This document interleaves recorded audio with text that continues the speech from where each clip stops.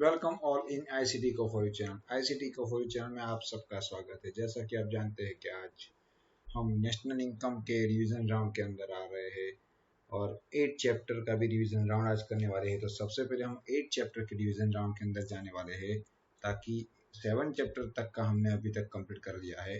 तो आज हम 8 चैप्टर के ऊपर जाने वाले हैं। तो 8 चैप्टर के रिवीजन राउंड को देखने के लिए आप सभी अपने जो भी टेक्स्ट बुक नोटबुक जो भी है वो आप अपने पास रखें, ताकि आपको 8 चैप्टर के रिवीजन राउंड का मौका मिले। दूसरा, जो भी अभी तक 7 चैप्टर तक आपने देखा है, आपके नोटबुक में आपने कंप्लीट कर दिया होगा। अपने जो भी है CDE के अंदर वो सब कुछ आपने कंप्लीट कर दी होगी। तो आज इकोनॉमिक्स के अंदर पहले 8 चैप्टर का करेंगे, उसके बाद नेक्स्ट वीडियो के अंदर हम 9 चैप्टर का दिखाएंगे आपको। तो वेलकम ऑल इन ICT को फॉर चैनल, दोस्त who are subscribe this channel, heartly thankful. I myself Rupesh Nayak heartily welcome you all in ICT को for channel. Those who want to get notification, please subscribe this channel with Google www.ictco4u on Google, and also you can install my ICT co for you app from Google Play Store for Android version. So today we are going to discuss Chapter 8 Economic Reforms, Standard 11 General Arts and Commerce, Gujarat Board revision round start. Before we start revision round, we are going to discuss some of the highlights points of our chapter that we already discussed in full video. So let's start what we have discussed. हमने जो अभी तक देखा 8 chapter का, वो हम थोड़ा सा रिवाइज कर लेते हैं। सबसे पहले हमने इकोनॉमिक रिफॉर्म्स के अंदर देखा था कि कौन से रीजन से हमें इकोनॉमी को रिफॉर्म करना पड़ा, कौन सी मजबूरी है, WTO ने कौन सी IMF इंडियन मॉनिटरी फंड ने, इंटरनेशनल मॉनिटरी फंड ने कौन सी शर्त लगाई थी, कौन सी कंडीशन से हमें ये करना पड़ा, वो हमने देखा था। उनके ऑब्जेक्टिव कौन कौन से थे वो हमने कंप्लीट किए थे। उसके बाद जो लिबरलाइजेशन था, liberalisation means the increase in the freedom of the private enterprises by allowing greater play of market force and reduce the interference by the state in the way relaxation policy restriction imposed on the economic activity। ये उनकी definition के साथ हमने liberalisation की procedure क्या है India के अंदर, MRTP एक्ट क्या है, फेरा को रिप्लेस करके फेमा किया, मेजर चेंजेस जो आए उसके अंदर जो प्रोड्यूसर इन्वेस्टमेंट करना चाहते थे वो सब कुछ हमने चेंज किया, वो हमने कंप्लीट कर दिया था। Then we are discussed privatisation. What are the way to privatization that are we discuss 1 2 3 1 point are there through disinvestment, by reducing number of reserves and by establish public private partnership। तो ये हमने देखा था। अब उनका disinvestment का मतलब क्या, पार्टली डिसइन्वेस्टमेंट क्या है, प्रोसेस क्या है, 59% से ज़्यादा हो तो क्या है, 29 to 49% के बीच अगर है तो वो क्या है, वो पार्टियल डिसइन्वेस्टमेंट, फुल्ली डिसइन्वेस्टमेंट की हमने बातें जानी। उसके बाद बैंकिंग, एजुकेशन, कम्युनिकेशन, ट्रांसपोर्टेशन के बारे में प्राइवेटाइजेशन और फॉरेन इन्वेस्टमेंट का अब जो ओपन हुआ है इन्वेस्टमेंट, वो भी हमने डिस्कस किया था। Then we are discuss lastly the globalisation. Globalisation अंदर की डेफिनेशन के globalisation is the process of the increasing the countries economic integrations with the rest of the world by increasing the trade and goods and services, increasing movement or physical or financial capital, increase exchange and technology, these all are included in globalization। ये हमने complete कर दिया था। देन processes of globalisation in India, India के अंदर क्या process थी ग्लोबलाइजेशन की, इम्पोर्ट एक्सपोर्ट की कंडीशन क्या थी, उनके बाद चैलेंजेस क्या है, ये सब कुछ हमने कंप्लीट कर दिया था। Now foreign investment in India are also there, so we are discussing this also. So here foreign Indian investment, and also there are some two types of investment are there, foreign direct investment that is FDI and FII foreign institutional investment. ये दो बातें हमने complete की थी। Nature of foreign direct investment के बारे में हमने देखा था। The nature of the foreign direct investment के अंदर जो भी इन्वेस्टमेंट हो रहा है इंडिया के अंदर उसके बारे में हमने जानकारी दी। इंडिया की फॉरेन ट्रेड पॉलिसी क्या है, इंपोर्ट एक्सपोर्ट पॉलिसी के अंदर कौन कौन सी चैलेंजेस आए, हमें कौन सा पार्ट को ध्यान में रखना है, वो सभी बातें हमने रखी थी। Stages of India's foreign trade, India का foreign trade policy before globalization कैसी थी, आफ्टर ग्लोबलाइजेशन कैसी, वो हमने देखा था।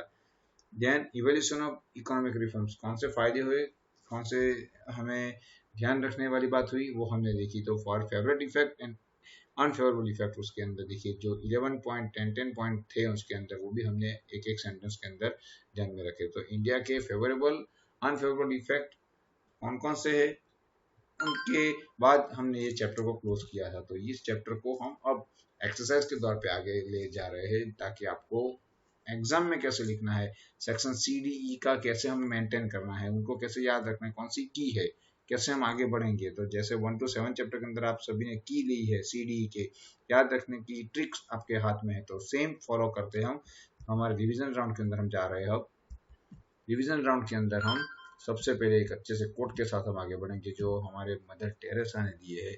सबसे पहले, हम भविष्य से डरते हैं क्योंकि हम आज को बर्बाद करते हैं। एक एक दिन, 24 आवर्स, एक एक घंटा, एक एक मिनट इंपॉर्टेंट है हमारे लिए। अगर हम उनको आज बर्बाद कर रहे हैं तो ही हम भविष्य के बारे में डरेंगे, मगर आज को अगर हम बर्बाद ना करेंगे तो भविष्य की कोई चिंता नहीं होगी, क्योंकि हम कुछ ना कुछ कर रहे हैं। 70% के लिए, 80% के लिए, 90% के लिए, A1 के लिए एक साथ कुछ न कुछ हम नहीं कर सकते। थोड़ा थोड़ा थोड़ा थोड़ा थोड़ा थोड़ा करके आगे बढ़ना पड़ेगा। तो आज हम कुछ ना कुछ करें तो भविष्य में हमें अपना रिजल्ट मिल सकता है। तो हम भविष्य से डरते हैं क्योंकि हम आज को बर्बाद कर रहे हैं। अगर नहीं कर रहे हैं तो वेल एंड गुड, आपको अपने लक्ष्यांक, आपके अपने गोल अचीव करने का पूरा मौका मिलेगा। चलिए हम स्टार्ट करते हैं। MCQ section A, 1 marks, and तक वीडियो देखना, क्योंकि लास्ट के सीडी के अंदर की मिलेगी आपको, जो काफी इंपॉर्टेंट है आपके लिए। क्वेश्चन कैसे लिखना है, कैसे याद रखना है, कौन से वे पे जाना है, कैसे मार्क आपको मिल सकते हैं। First is, which year were the economic reforms of LPG? LPG stand for liberalization, privatization and globalization, introduced in India? कौन से ईयर में हुआ? तो 1991, very very important year. In 1991 LPG is introduced in India. From which year FEMA was introduced in India? Answer is 1999. 9 याद रखना। FEMA introduced in India 39, 999, 999 ऐसा याद रखना, 999, 1999। Which of the following is the purpose of the liberalization? State control in open economy, state controls in economy, strict license process of industries, acceptance of private sectors in economy, D, distinctions between domestic industries and foreign industries. Answer is acceptance of the private sectors in economy. How many are the components of reforms in economic policy? 2, 3, 4, 8. Answer is 3. In how many ways is privatization proceed? 1, 25, 26, 2, 4. Answer is 2.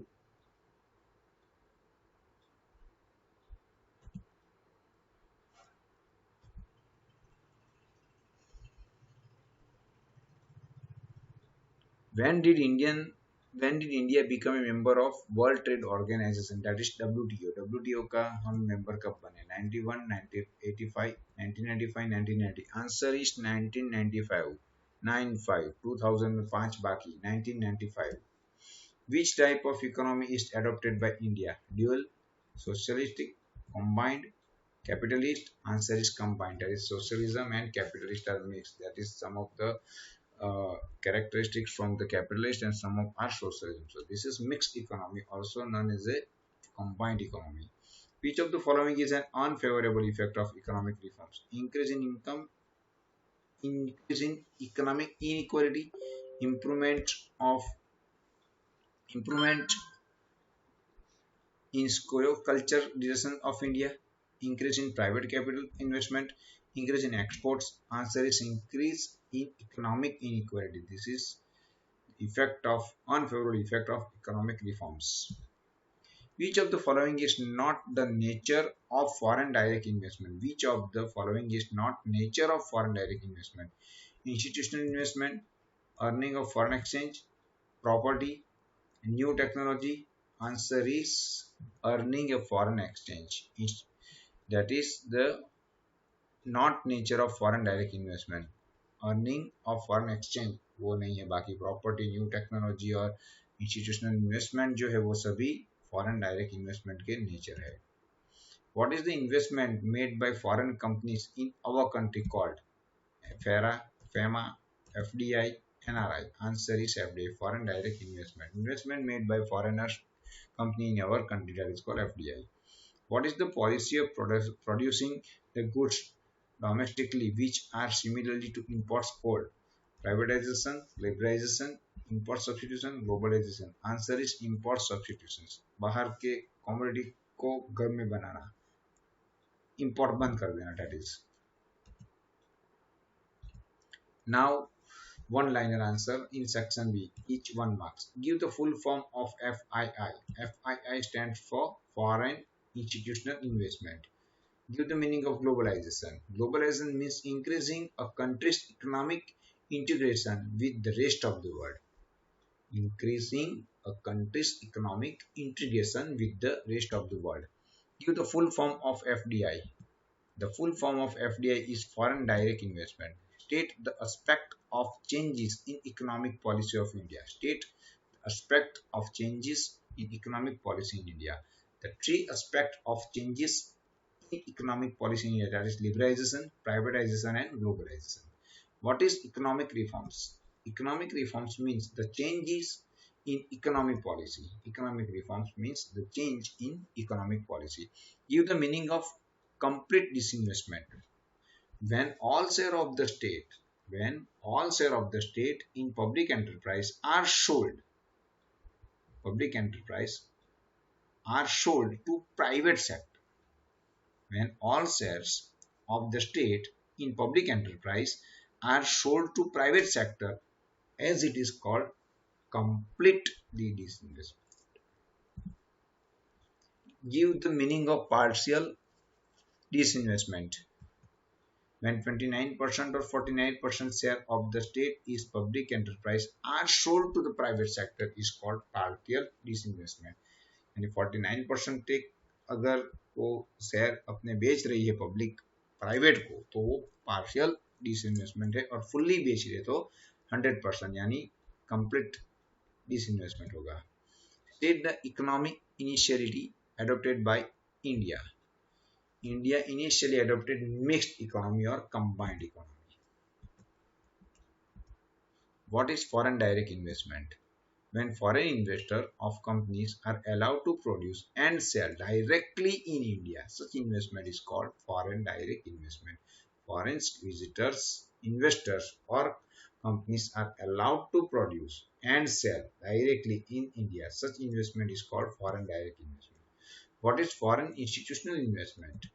When foreign companies invest funds in financial institute and bond or stock or share market in another countries, it is called foreign institutional. दोनों के बीच का difference काफी important है, 2-3 बार पूछा गया है कि what is differences between FDI and FII. तो एफडीआई का मतलब क्या है कि कंपनी को वो परमिट देंगे, बाहर की कंपनी को, कि वो अपनी प्रोडक्ट को यहाँ पे सेल कर सके डायरेक्टली इंडिया में आके या दूसरे कंट्री में जाके, तो वो डायरेक्ट इन्वेस्टमेंट हुआ फॉरेन का. और फॉरेन इंस्टीट्यूशनल इन्वेस्टमेंट का मतलब क्या, कि बाहर की जो कंपनी है वो बॉन्ड में, शेयर में, स्टॉक के अंदर अपने जो इन्वेस्टमेंट, अपने पैसे जो है वो निवेश करेगी, that is called foreign institutional investment. Give the full form of WTO, very important. The world trade organisation means WTO. What is import substitutions? Very important. Import substitutions is a policy of substituting import by domestically produced goods. India में बने हुए commodity को ही use करके उनकी substitute में कुछ हम नई प्रोडक्ट बनाए और इंपोर्ट थोड़ा सा बंद कर दे, तो ऐसी जो प्रोडक्ट बनेगी that is called import substitutions. Now next, which factors became important in economic decision due to economic reforms? Due to economic reforms, the factors demand and supply become important in economic decision. Demand and supply is important factors. What benefit has India gained due to increase in direct foreign investment by foreign investor? Due to increase in the direct foreign investment by foreign investor, India has gained the benefit of increase in foreign exchange reserve, हमारी जो foreign exchange विदेशी हुंडियामर जिसे कहते हैं हम, वो foreign exchange हमारी reserve में इंक्रीमेंट हुआ, दैट इज गुड साइन, यानी एक्सपोर्ट हमारी ज्यादा हुई, इंपोर्ट थोड़ी कम हुई। Now section C, very very important. There are key points are also there. So keep your notebook with your hands and or digest or pamphlet or textbook. You must in your hand and dictate this all. Pause the video and then start this all things, because there are key are very important. Key can help you how to read, how to write in answer, and how to get 2 marks. First is give the meaning and types of disinvestment. घर में एक PC होना चाहिए, चाहे वो major ना हो तो माइनर होना चाहिए, मेजर ना हो तो माइनर होना चाहिए, मेजर ना हो तो माइनर होना चाहिए, मेजर ना हो तो माइनर भी होना चाहिए। अगर घर में एक पीसी यानी पर्सनल कंप्यूटर होना ही चाहिए। अब पी क्या है? That is partial disinvestment, C complete disinvestment, major disinvestment and minor disinvestment. These are the 4 way for the disinvestment. Give a short explanation about foreign institutional investment. ये चारों जो पॉइंट आपने फर्स्ट क्वेश्चन के अंदर देखे, ये चारों पॉइंट के अंदर आपने जो अभी डेफिनेशन हमने फर्स्ट सेक्शन ए के अंदर बोली, वो सब कुछ आपको लिखनी पड़ेगी, तो you will get 2 marks. Only name are not enough.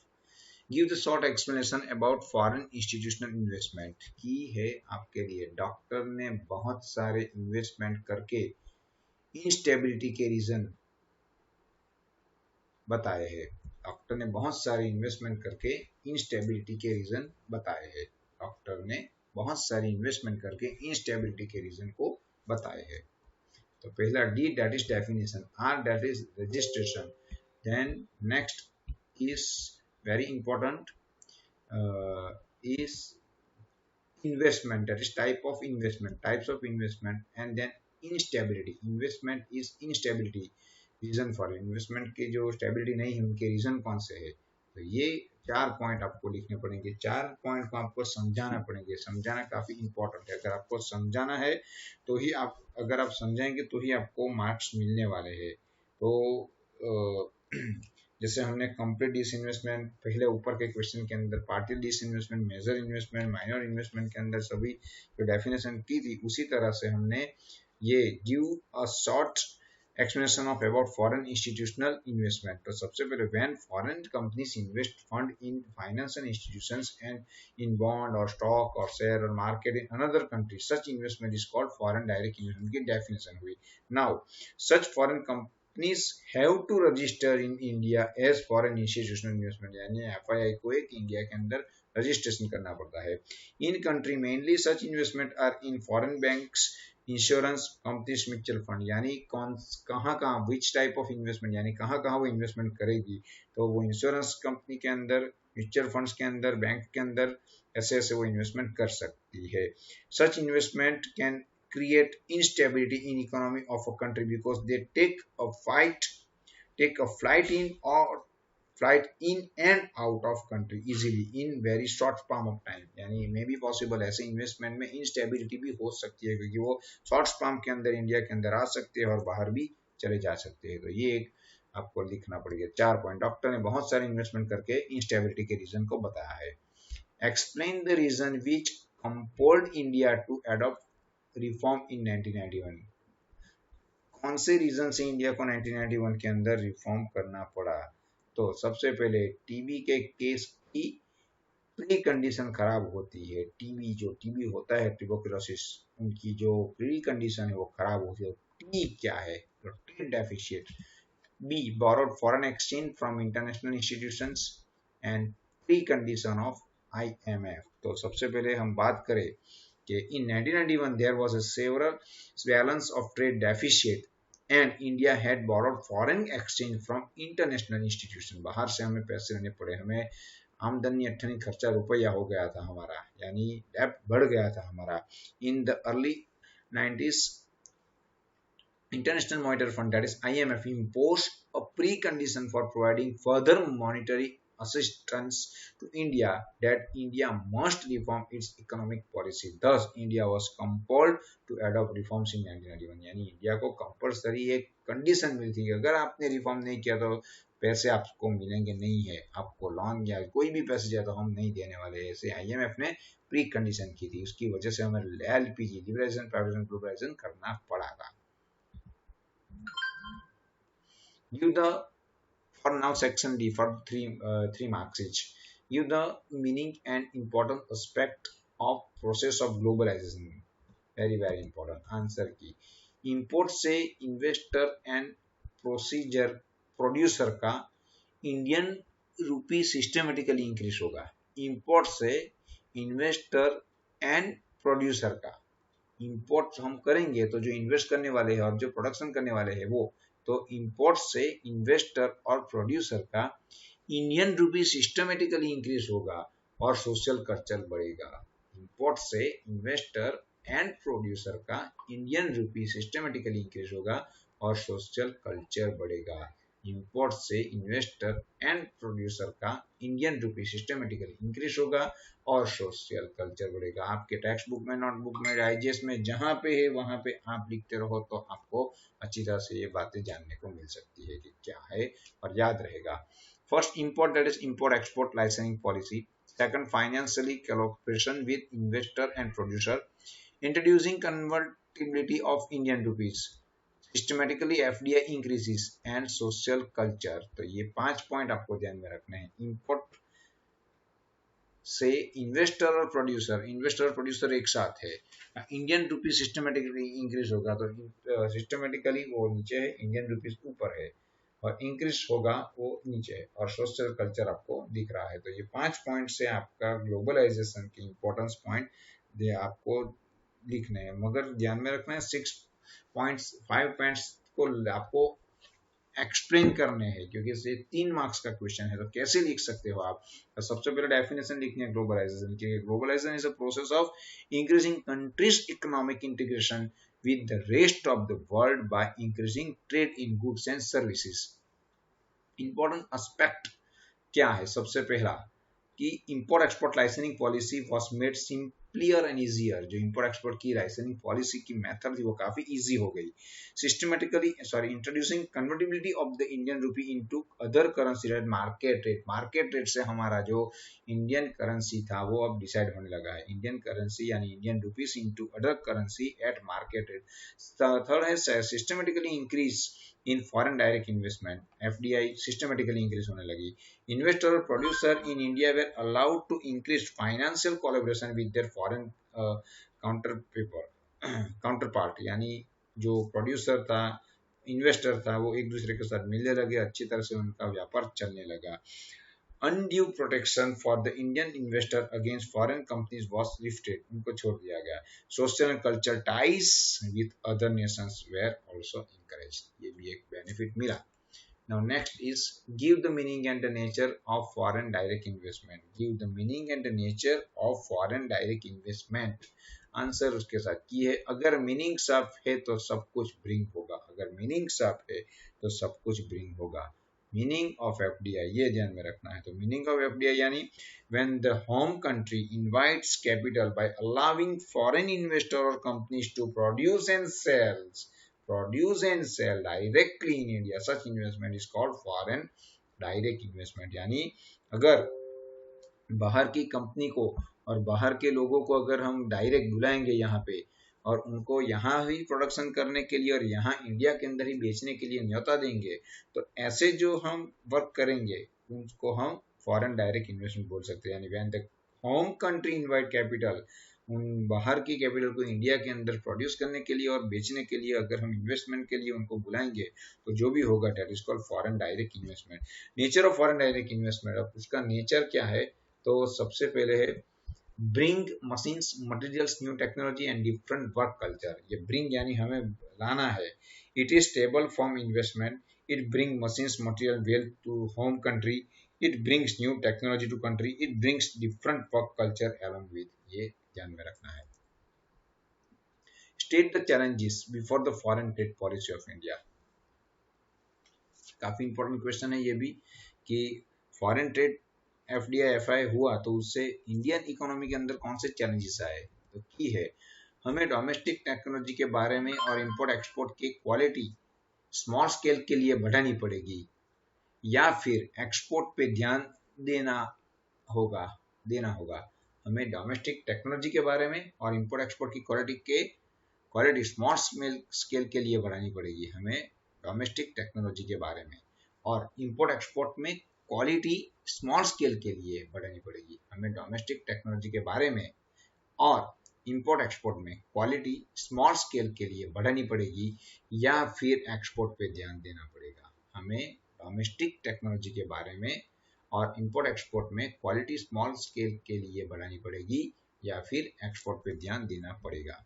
तो सबसे पहला point, protect domestic production from competitions by the foreign goods, ensure enough import of technology to help increase domestic production, control imports of goods not essential for India's development, promote export for small scale sectors, and question of quality ये बातें हमें ध्यान में रखनी पड़ेगी, और promote export for small scale, यहाँ पे ये बात भी हमें ध्यान में रखनी पड़ेगी। तो इनकरेज एक्सपोर्ट, ये 6 पॉइंट है हमारे लिए। तो 6 पॉइंट के अंदर हमें सबसे पहले हम बात करते हैं protect domestic production from compatible. तो स्टेट के लिए भी ये इम्पोर्टेंट है कि अगर हम आगे बढ़ रहे हैं तो सबसे पहले डोमेस्टिक प्रोडक्शन करने वाले जो प्रोडक्ट प्रोड्यूसर है उनके बारे में भी सोचना पड़ेगा, क्योंकि अगर इन्वेस्टमेंट पॉलिसी फॉरेन की FII और FDI के अंदर डोमेस्टिक प्रोड्यूसर को अगर नुकसान कर रही है तो वो इंडिया के लिए भी खतरा हो सकता है। तो protect domestic product from the competition by the foreign trade, सबसे पहले ये बात हमें ध्यान में रखनी पड़ेगी। सेकंड है, due to privatisation and globalisation we are consider some of the import export quality also, globalisation हो रहा है, टेक्नोलॉजी बढ़ रही है, और ensure enough import to technology to help increase the domestic product। हम जो डोमेस्टिक प्रोडक्ट जो बनाते हैं घर पे उसका ही हम यूज जितना चाहे उतना करेंगे, उससे ज्यादा अगर कुछ करना है हमारे बस में नहीं तो ही हम ऐसे प्रोडक्ट को इंडिया के अंदर बेचेंगे। एंश्योर इनफ इम्पोर्ट टेक्नोलॉजी का हम इम्पोर्ट करेंगे। अगर अच्छी तरह से हम ध्यान देंगे तो हम जो चैलेंजेस से गुजर रहे हैं वो हमें कम करनी पड़ेगी। Third point, control imports of goods not essential for Indian develop. अगर इंडियन डेवलपमेंट के लिए जो एसेंशियल नहीं है ऐसी गुड्स को हम इंपोर्ट नहीं करेंगे, ये बात भी हमें ध्यान में रखनी पड़ेगी। अगर अननेसेसरी इंपोर्ट होती रहेगी तो हमारा जो भी फॉरेन करेंसी का जो फॉरेन एक्सचेंज है और फॉरेन एक्सचेंज के अंदर जो हमारी जो रिजर्व्स है वो धीरे धीरे कम होती जाएगी। यानी इंपोर्ट्स ऐसे हम करेंगे जो एसेंशियल है इंडियन डेवलपमेंट के लिए, बाकी के हम नहीं करेंगे, हमें ध्यान में रखना पड़ेगा। Control imports of goods not essential for India's development in order to save our foreign exchange. Encourage export to earn foreign exchange to pay the necessary imports, ये भी हमें ध्यान में रखना है यार। और next, encourage export on foreign exchange to pay necessary imports, यानी हम ऐसे ही प्रोडक्ट को एक्सपोर्ट करेंगे जिनसे जो नेसेसरी प्रोडक्ट इंपोर्ट करने के लिए उसके लिए हमें फॉरेन एक्सचेंज मिल सके। क्वेश्चन ऑफ क्वालिटी, हमारी क्वालिटी भी अच्छी होनी चाहिए। हमारी क्वालिटी अगर मेंटेन नहीं होगी तो भी हम पीछे पड़ सकते हैं, यानी क्वालिटी हमें मेंटेन करनी पड़ेगी। Promote export for small sector, जो स्मॉल स्केल इंडस्ट्रीज है, जो कॉटेज इंडस्ट्रीज है, उनके बारे में भी सोचना पड़ेगा। उनको एक्सपोर्ट करने के लिए भी हमें उनका प्रमोट करना पड़ेगा, उनकी कमोडिटी को रिजर्व रखनी पड़ेगी, तब जाके वो FII FDI वाले उनके ऊपर अटैक ना करे। और इनकरेज एक्सपोर्ट, प्रमोट एक्सपोर्ट और good produced by the small scale industries, small scale और कॉटेज इंडस्ट्रीज वाले जो भी प्रोडक्शन करेंगे उनको हम एक्सपोर्ट करेंगे, उनको प्रमोट करेंगे, उनको इंकरेज करेंगे। तो ये सभी बातें ध्यान में रखनी पड़ेगी। हमें डोमेस्टिक टेक्नोलॉजी के बारे में एक बार फिर से हम यहाँ पे देख सकते हैं, हमें डोमेस्टिक टेक्नोलॉजी के बारे में और इंपोर्ट एक्सपोर्ट में क्वालिटी स्मॉल स्केल के लिए बढ़ानी पड़ेगी। डोमेस्टिक टेक्नोलॉजी के बारे में और इंपोर्ट एक्सपोर्ट में क्वालिटी स्मॉल स्केल के लिए बढ़ानी पड़ेगी और एक्सपोर्ट पे ध्यान देना पड़ेगा हमें। ये हुआ हमारा challenges for foreign trade policy. अब सेक्शन डी के लिए नेक्स्ट क्वेश्चन है हमारा, वो है state the adverse effect of economic reforms. Economic reforms जो हुआ उनकी एडवर्स इफेक्ट हुई, उनकी भी की है, वो भी ध्यान में रखो। बैड इफेक्ट आप देखो तो प्राइवेट वालों की है, सब्सिडी को एक्सटेंड करके डंपिंग करते हैं, उन लोगों का WTO इनसफिशिएंट है और इनइक्वल करके इंपोर्ट इंक्रीज करे, सोसाइटी में दबा देते हैं, इंक्रीज करके सोसाइटी में दबा देते हैं। बैड इफेक्ट आप देखो तो प्राइवेट वालों के, वो क्या करते हैं, सब्सिडी को एक्सटेंड कर लेते हैं, डंपिंग करते हैं, WTO इनसफिशिएंट है, और इनइक्वालिटी करके इंपोर्ट इंक्रीज करके सोसाइटी को दबा देते हैं। बैड इफेक्ट देखो तो किसका है, प्राइवेट वालों को। वो क्या करते हैं, सब्सिडी को एक्सटेंड करके डंपिंग करते हैं, और WTO इनसफिशिएंट है, इनइक्वली पैदा करके इंपोर्ट इंक्रीज करके सोसाइटी को दबा देते हैं। अब ये सभी क्या है वो देखें। सबसे पहले bad effect on small and cottage industries, that is in order to utilise India's abundant natural and human wealth, sorry यहाँ पे बैड इफेक्ट है, ये क्वेश्चन काफी अच्छी तरह से समझ लेना कि बैड इफेक्ट जो स्मॉल एंड कॉटेज इंडस्ट्रीज की हुई है, उनको कंपटीशन में टिकने के लिए भी चैलेंज उठानी पड़ी, क्योंकि FII और FDI इंडिया के अंदर जो भी बैड इफेक्ट हुई वो स्मॉल और कॉटेज इंडस्ट्रीज वालों को हुई है। वो they could not withstand competition from multinational company की कंपटीशन में वो आगे नहीं आ सके। Due to privatisation globalisation company setback, due to privatization and globalization, Indian companies started facing competition from foreign companies and suffer a setback. Setback उनका करना पड़ा. Subsidies given but goods are still expensive. Subsidy were reduced in many sectors and hence service of the sectors become expensive. ये भी एक बात है. Exchange rate was determined at market rate and hence fluctuated more. Because of this many companies suffered, ये fluctuate हो रहा है हमारा एक्सचेंज रेट, उससे बहुत सारी कंपनी को लॉस भी है। Dumping, very very important, dumping, due to dumping foreign companies Indian companies selling similar goods receive a setback, यानी इंडिया के अंदर इंडिया जैसी प्रोडक्ट वो बेच रहे हैं, जैसे हम चाइना की बात करते हैं, चाइना प्रोडक्ट काफी चीप रेट में मिल रही है, तो इंडियन की जो कमोडिटी है वो धीरे धीरे चीप रेट पे नहीं मिलती, तो चीप रेट में जहां से माल मिलता है वहां इंडियन पब्लिक परचेस करते हैं और हमारी इनकम जो है वो बाहर चली जाती है। तो एक डंपिंग, क्योंकि सेम प्रोडक्ट को कम रेट पे वो बेचते हैं। डंपिंग का मतलब ही ये है कि हमारी इंडियन प्रोडक्ट जैसी प्रोडक्ट मार्केट में आती है, मगर इंडियन प्रोडक्ट के प्राइस से काफी कम प्राइस के अंदर, ज्यादा क्वांटिटी के अंदर वो माल इंडिया के कंज्यूमर को देंगे, तो इंडियन इकोनॉमी के जो 100% जो सेलर है, प्रोड्यूसर है, उनको लॉस होगा। ये बेनिफिट उनको होता है, भारत को लॉस होता है। Many policies of WTO impose strict quality major which post difficulties for export for Indian goods. जो WTO की स्ट्रिक्ट पॉलिसी है उसके अंदर इंडियन की गुड्स की जो मांग है, डिमांड है, वो धीरे धीरे कम होती नजर आ रही है, क्योंकि क्वालिटी मेंटेन नहीं हो रही है।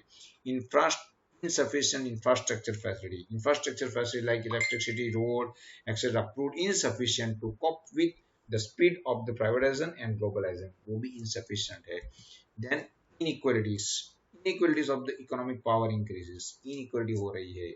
Richer become a richer, poor become a poorer.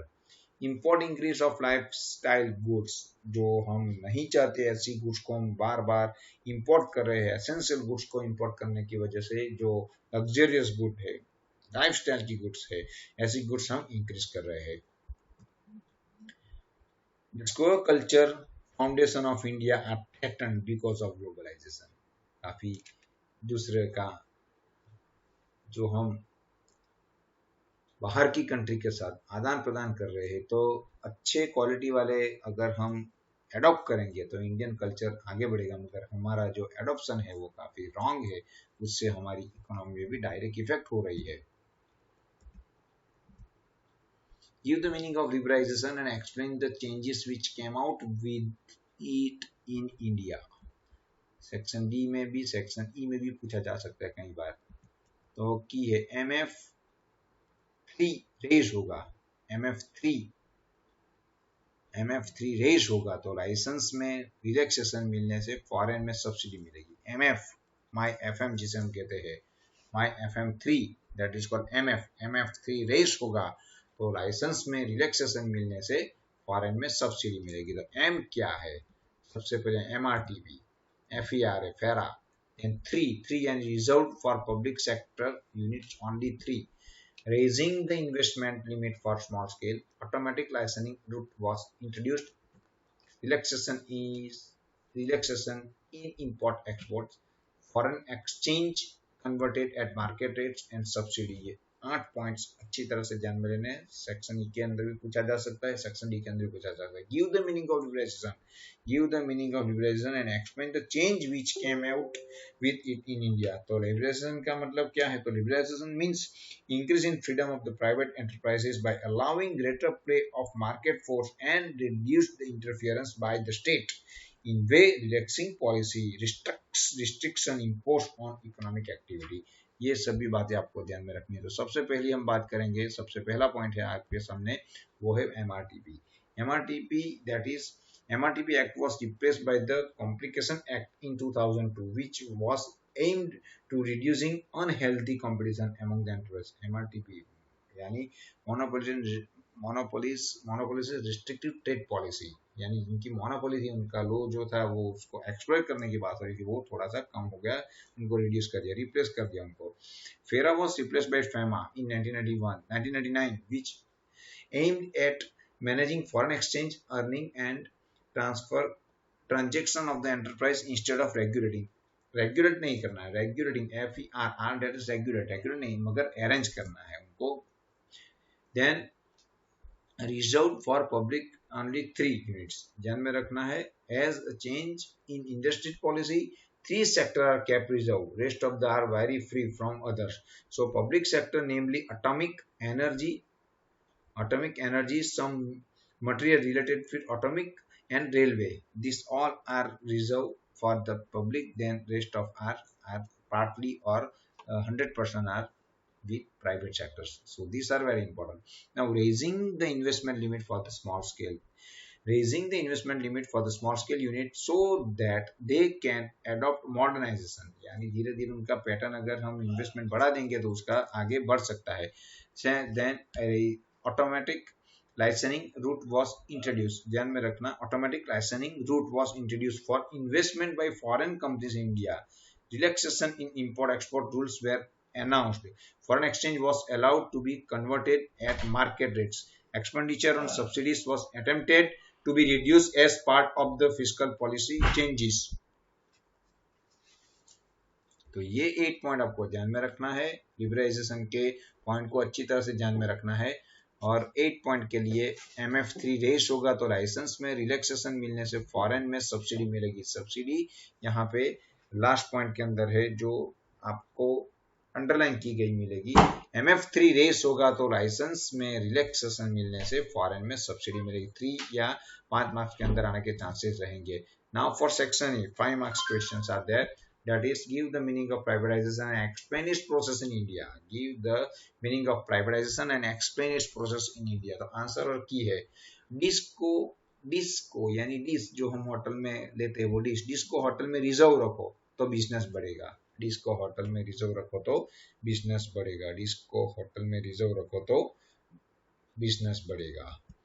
सबसे पहले डिश that is process of privatisation is as follow. First through disinvestment, first point उनकी की है जो आपको पता है कि घर में एक पीसी होना चाहिए, चाहे वो मेजर हो या तो माइनर हो, ये होना ही चाहिए।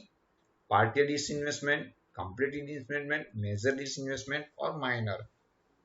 जैसे आप सभी जानते हो कि पार्टियल में 29 to 49, कंप्लीट में 49 to 100, मेजर में 100%, माइनर में सेम। तो ये सभी आपको डिस्कस करना है उसके अंदर। Then after second point through reducing the number of area reserve for the investment only by the public sector, जहां पब्लिक सेक्टर इन्वेस्ट करते थे ऐसे एरिया को रिड्यूस कर दिया है। Only the area of the atomic energy, certain minerals related of atomic energy and railway are the reserve for the investment of the public sector. Many areas are strategic importance and public utility service where declared for investment by the private sector also।